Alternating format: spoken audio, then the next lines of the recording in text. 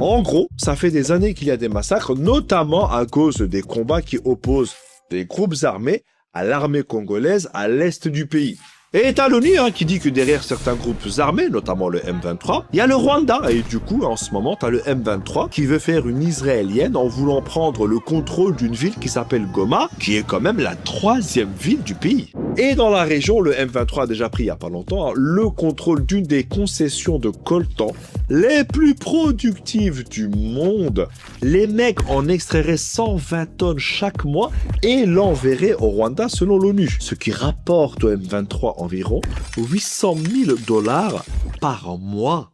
Et je rappelle que sans coltan, pas de smartphone, et sans smartphone, plus d'influenceurs. Donc en vrai, chaque fois qu'un TikToker fait un challenge, il devrait ajouter en bas « Ce contenu est sponsorisé par un massacre ».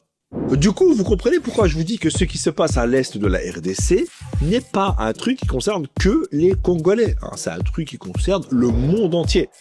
Il n'y a pas que les Congolais qui disent Par contre, les photos, tu me les envoies par airdrop, hein. Et si le M23 veut Goma, qui se trouve à l'est de la RDC, c'est pas parce qu'elle porte un nom qui est facile à écrire. Non, c'est parce que Goma a plein d'atouts. Son sol est riche, elle est proche de grandes villes minières, elle a des routes à un aéroport super stratégique, t'as compris? Goma, c'est un endroit super important.